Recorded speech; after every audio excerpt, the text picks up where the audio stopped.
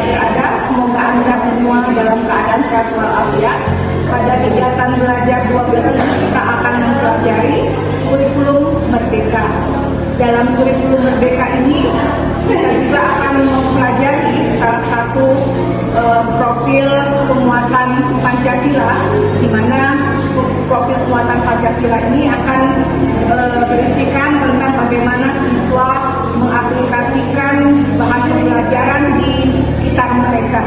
Untuk lebih jelas lagi, Anda bisa melihat video pembelajaran ini. Selamat belajar, sukses untuk kita semua. Wabillahi taufiq wal hidayah. Wassalamualaikum warahmatullahi wabarakatuh.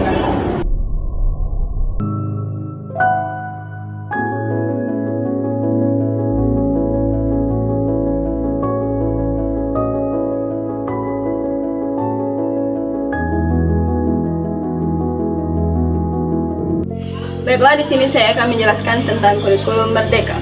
Kurikulum merdeka adalah kurikulum dengan pembelajaran ekstrakurikuler dengan konten yang beragam agar siswa lebih optimal dan memiliki cukup waktu untuk mendalami konsep dan menguatkan kompetisi kurikulum merdeka. Kurikulum merdeka pertama diluncurkan pada tahun 2022 dan bersifat opsional. Kampus Merdeka Belajar terdiri dari dua konsep, yaitu Merdeka Belajar dan Kampus Bebas. Dalam satu program, kebebasan untuk belajar merupakan program kebijakan baru Kementerian Pendidikan dan Kebudayaan RI. Kurikulum Merdeka dikembangkan sebagai kerangka kurikulum yang berpusat pada materi mendasar serta mengembangkan kurikulum dan kemampuan siswa. Kurikulum dan kekurangan kurikulum Merdeka Belajar. Kurikulum Merdeka Belajar program selalu mempunyai kelebihan dan kekurangan dalam setiap proses implementasinya. A. Kekurangan kurikulum Merdeka. Berdasarkan hasil tinjauan pusat, kelebihan kurikulum belajar mandiri adalah: 1. Menjadikan dunia pendidikan lebih fleksibel, yaitu mendobrak batas-batas dunia pendidikan dan memudahkan dalam bergerak. 2. Menciptakan peluang bagi siswa pembelajaran sesuai kebutuhan, memperkuat. 3. Memberikan siswa landasan untuk terjun ke masyarakat dan mengeksplorasi pengetahuan umum. 4. Mempersiapkan siswa memasuki dunia kerja. B. Kekurangan kurikulum merdeka. Kekurangan kurikulum belajar merdeka adalah: 1. Harus disusun terlebih dahulu kemudian dilaksanakan, memerlukan masa pelatihan yang cukup lama. 2. Perencanaan pengajaran dan kurikulum saat ini belum terstur dengan baik.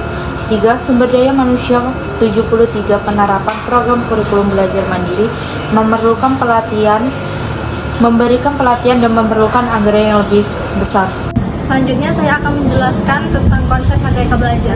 Konsep dari Merdeka Belajar ini adalah sebuah tindakan dengan karakteristik kebebasan, namun tetap mengekspresikan belajar pada batasan dan kritik yang ada, tanpa harus melunturkan sebagaimana cita-cita luhur dan juga moral bagi pelaku pendidikan. Konsep dari Merdeka Belajar mudah untuk diucapkan namun sulit untuk diimplementasikan. Konsep Merdeka Belajar berkaitan dengan komitmen, kemandirian, dan kemampuan untuk mewujudkannya, sehingga dari ketiganya saling berkaitan dan tidak bisa terlepas. Mandiri dalam Merdeka Belajar juga dijadikan sebagai sebuah landasan dalam mencapai tujuan. Akan tetapi hal ini juga sulit untuk diimplementasikan. Oleh karena itu banyak yang terjebak dalam memanipulasi. Terima kasih.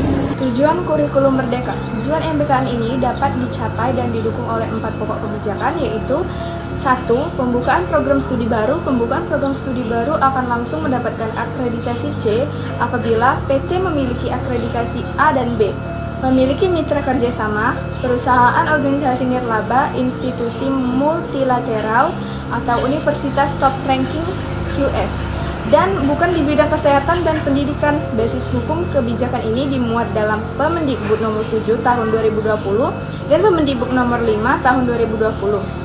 2. Sistem akreditasi perguruan tinggi. Adanya kemudahan pada sistem akreditasi dan reakreditasi.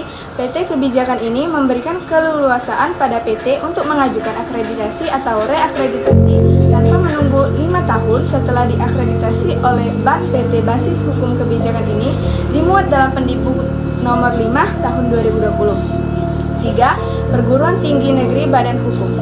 Kebebasan PTN, badan layanan, BLU, dan status kerja Staker untuk menjadi PTN badan hukum, dipermudah tanpa ada akreditasi minimum dan dapat mengajukan permohonan menjadi PTNBH kapanpun mereka siap. Basis hukum kebijakan ini dimuat dalam Permendikbud nomor 4 tahun 2020 dan Permendikbud nomor 6 tahun 2020. 4. Hak belajar 3 semester. Di luar program studi kebijakan, hak belajar di luar program studi memberikan kesempatan pada mahasiswa untuk belajar di luar prodi secara sukarela. Mahasiswa dapat mengambil SKS di luar perguruan tinggi sebanyak 2 semester dan dapat mengambil SKS di prodi yang berbeda di PT yang sama sebanyak 1 semester. Setara dengan 20 SKS. Lalu, ada perubahan makna SKS dari jam belajar menjadi jam kegiatan. Belajar di luar prodi adalah belajar di kelas, praktik kerja atau magang, pertukaran pelajar proyek di desa, wirausaha, riset, studi independen, dan kegiatan mengajar di daerah terpencil. Semua jenis kegiatan terpilih harus dibimbing oleh dosen. Daftar-daftar kegiatan yang dapat diambil oleh mahasiswa dapat dipilih dari program yang ditentukan pemerintah dan atau program yang disetujui oleh rektor. Basis hukum kebijakan ini dimuat dalam Kemendikbud nomor 3 tahun 2020.